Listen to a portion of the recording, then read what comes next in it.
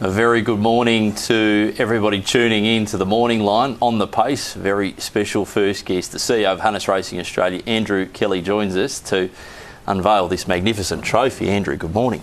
Yeah, good morning, Mark. It's great to be here, and it's another exciting step on the road to the Tabureka. Tell us a bit about this magnificent trophy we can have a look at right in between us. It's a piece of art.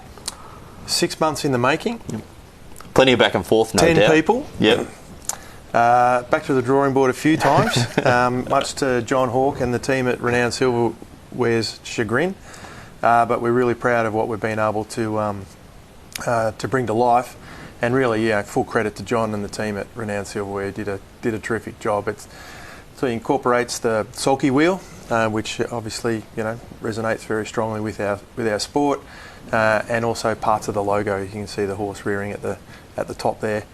580 mil high, 10 kilograms, 24 karat gold plated, plenty of stainless steel, and about 10 kilos in total, and comes with its own suitcase and also some white gloves to make sure that we keep the diamonds and the rest of it all polished up. And as I see it again now, this particular part in here, this sash in the middle, 2 days, one person to put that together. It's probably difficult to see, but up close it's like tiny little dents all the way through the polished steel there. So it's an excellent trophy. We're really proud of it.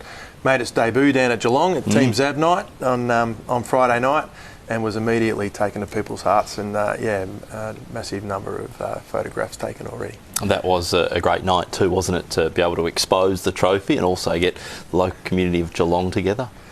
Yeah, terrific by Joe and Danny, and isn't Danny infectious with his approach and his enthusiasm to the sport? And that's what we love to see, and the way they were able to bring people out of their lounge rooms and to the trackside at Geelong for a great night of not just racing, but also something that harness racing does really well is bringing people together. And people came from all over to come and see what was happening that night. It was very special. It was a fabulous night. Now, we've also had, since Friday night, another contender be, well, not so much announced, but emerge on Saturday night from Tasmania after the running of the Bow Tide. Magician, workman-like, but was favourite, and it's just got that extra Tassie flavour, doesn't it, Andrew?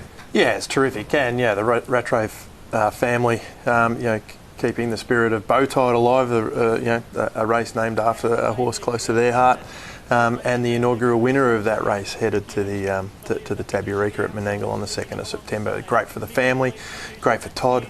And I actually see that the second horse in that race, Mickey O, has put his hand up, and he's headed to Sydney for the Singo on the 19th of August to see if he can stake a claim. Was there chat to go he was going up as well? Yeah, he might. He was a good thing. Yeah. It seemed a good thing half-beaten move when he threw away his chances. Probably talking through my pocket a little bit there. But nonetheless, that would have been a nice story as well. And,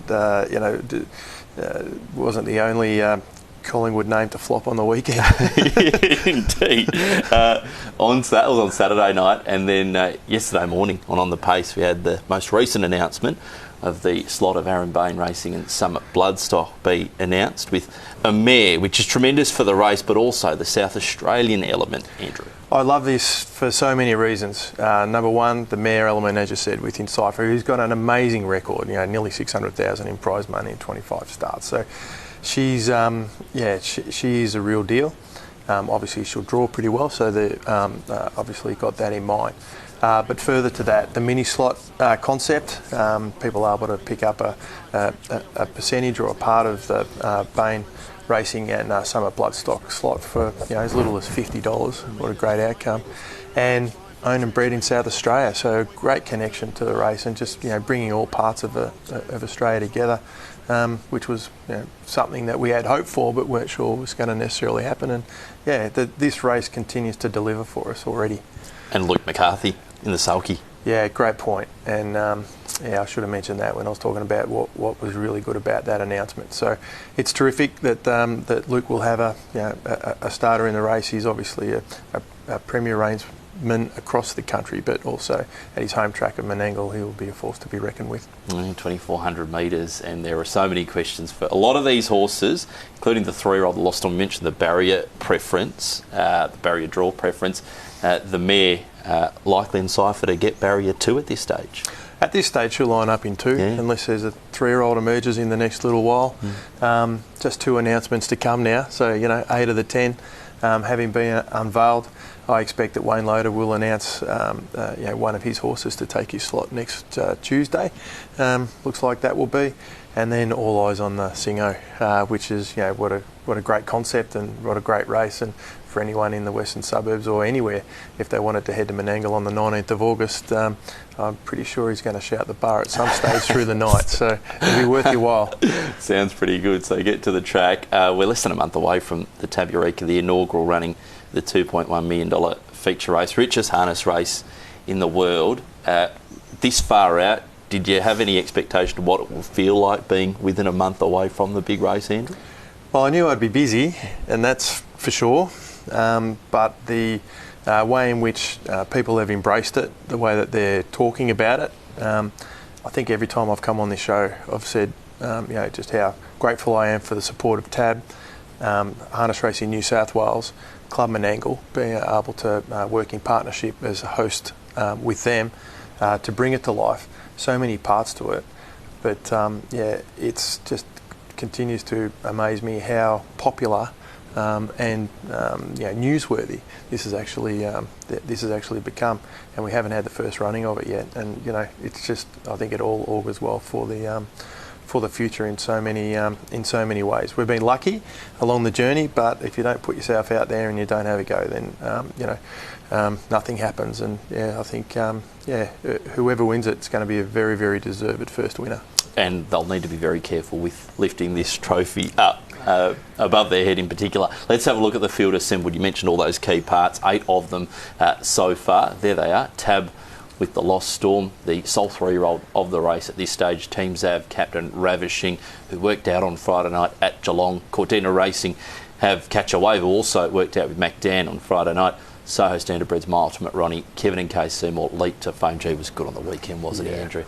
Speak the Truth for Racing Queensland, Aaron Bain Racing and Cypher, Magician, John Singleton, and of course Western Jewel Wayne Loader. We're still waiting on those two, but we should have a field in a couple of weeks' time. Full field assembled. And you and the team at TAB must be very, very excited about the Lost Storm. Yep. So obviously, you had the chance to talk with Emma and Clayton on Friday night, and I'm sure they filled you with enormous confidence about how well he's going. Oh, for sure. And there's that element too. There are a few pundits who are saying the 3-year-olds just can't win, but there's that element of what if he does? I think it's going to be extremely special for Emma and Clayton, but also for a 3-year-old to win the first running of the race. It'll open the door potentially for years to come for owners of 3-year-olds to say, hey, we're going to have a crack because it can be done. Yeah, exactly right. So, no glass ceiling, we hope. Yeah. I'll take my TAB hat off now. Andrew, we appreciate you coming on. It's going to be a sensational build-up to the 2nd of September. For whatever is to come, I'm sure as many boxes as you tick leading up to that Saturday, more things will come up that you'll have to deal with, but we're all looking forward to a brilliant night at Menangle on the 2nd of September. Yeah, exactly right. And just another reminder to anyone who's watching, if you're looking at getting along, hospitality is in short supply. Accommodation is absolutely in short supply, but further than that, it is a ticketed event. So even though the tickets are free, you have to buy them, you have to register and order them online. So just a little bit of housekeeping for everyone who wants to get along. We don't want anyone disappointed. No, and they won't be if you get out there. Andrew, thanks for coming into the studio and joining us here for On the Pace, and I'm sure we'll speak again soon before the first Saturday in September. Yeah, let's go. Andrew Kelly, the CEO of Harness Racing Australia, joining us here on The Pace. We'll be back after a short break.